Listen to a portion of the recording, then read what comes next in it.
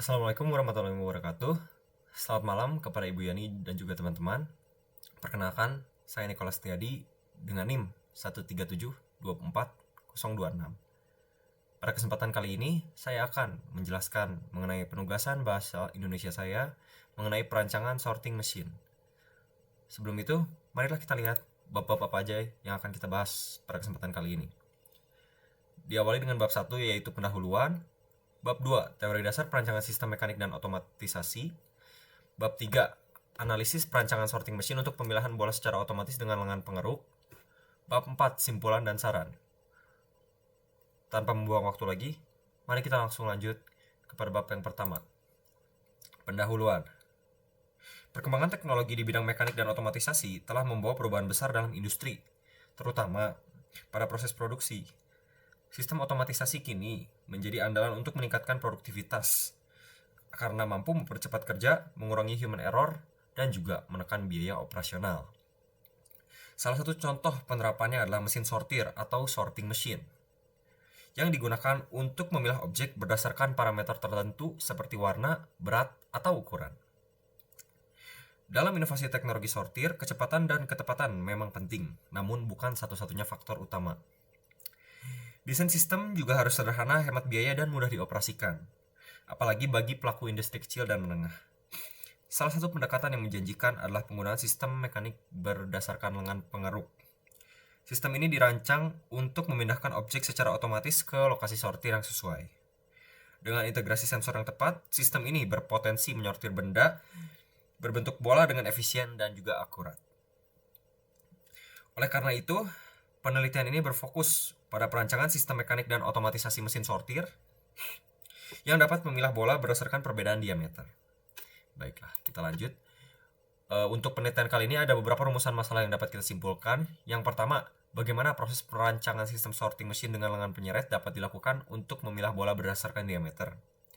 Lalu, bagaimana penggunaan komponen dapat diintegrasikan ke dalam sorting mesin untuk memisahkan bola dengan diameter berbeda. Bagaimana pengembangan dan penerapan sistem mekanik serta otomatisasi digunakan dalam proses pemilahan material di industri. Dan yang terakhir, bagaimana parameter keberhasilan dari produk sorting machine dalam uji coba yang dilakukan. Untuk percobaan kali ini, metode pengambilan data yang kita ambil adalah eksperimen.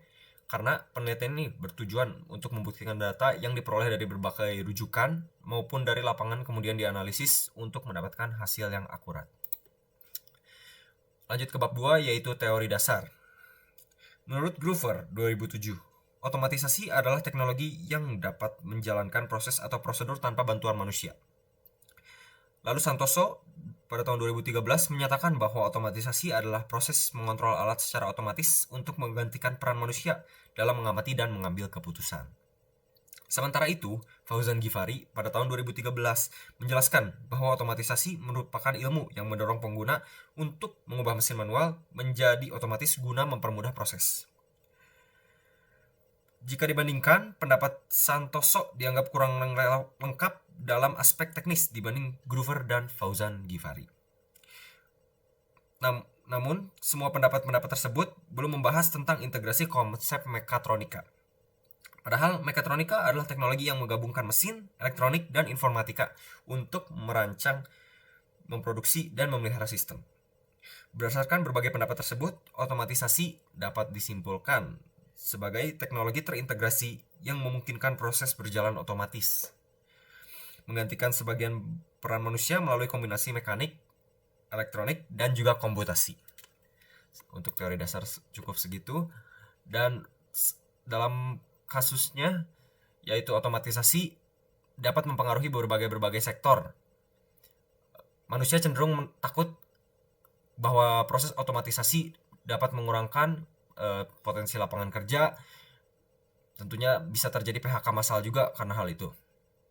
Namun, secara keseluruhan, otomatisasi dapat mengubah kedua arah tersebut. Di satu sisi, pekerjaan yang bersifat rutin dan mudah diprediksi semakin berkurang. Namun, di sisi lain muncul peluang baru yang memerlukan keahlian digital, analitis, dan kolaboratif. Dalam industri sendiri, perkembangan mekanika dan otomatisasi telah mengalami perubahan besar sejak kemunculan robot industri pada awal abad ke-20. Pada awalnya, mekanika lebih berfokus pada desain dan perakitan mesin produksi manual yang sepenuhnya dioperasikan oleh manusia.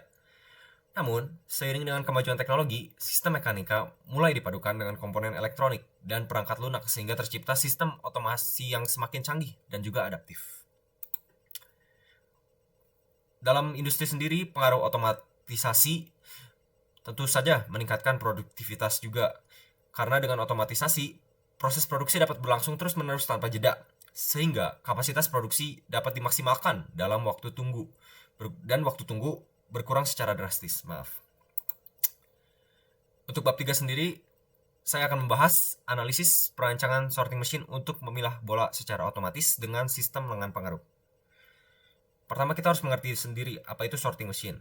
Sorting machine adalah suatu sistem otomatis yang secara real-time mendeteksi karakteristik dari objek menggunakan sensor, memproses informasi dari objek tersebut melalui unit pemroses, lalu mengarahkan objek tersebut menggunakan aktuator dengan tujuan meningkatkan presisi, kecepatan, dan efisiensi sortir dalam industri. Para komponen sorting machine yang kita rancang ini, ada beberapa komponen-komponen yang menjadikan sorting machine ini sebuah mesin yang utuh. Pertama, ada lengan pengeruk yang berfungsi untuk mengeruk bola dari bangunan dan memasukkannya ke dalam section sorting. Kedua, kita memiliki sorting section itu sendiri yang terdiri dari beberapa pelat-pelat yang kami bolongi sesuai dengan diameter bola agar dapat masuk sesuai dengan diameternya. Sehingga pada tujuan akhir, bola sudah tersortir sesuai dengan ukurannya. Dan juga ada gate dan juga servo.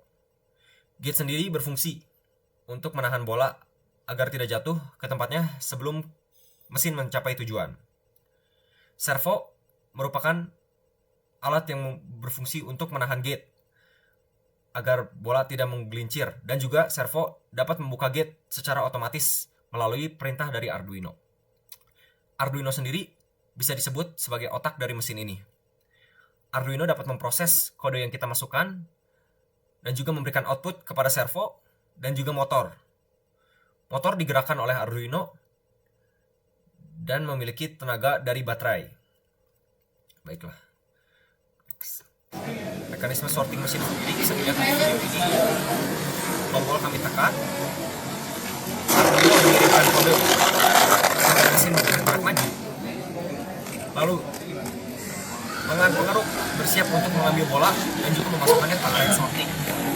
Setelah itu, sorting akan bekerja secara otomatis memisahkan bola-bola sesuai dengan ukurannya.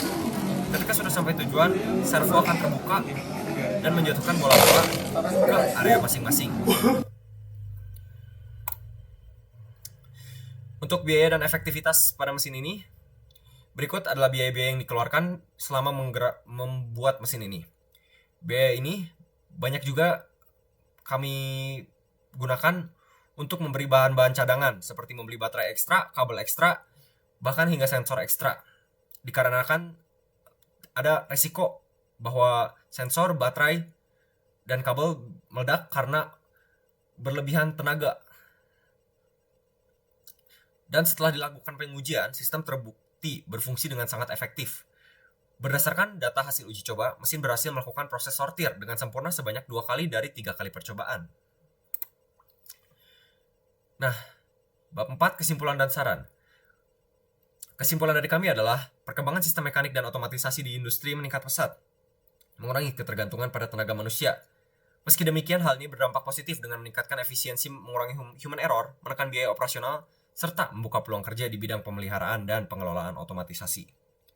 Untuk saran ke depannya, evaluasi dari proses perancangan dan pengujian menunjukkan pentingnya membuat purwarupa fisik, pengujian integrasi antar komponen, serta menghindari perubahan besar dalam waktu singkat karena dapat memengaruhi hasil.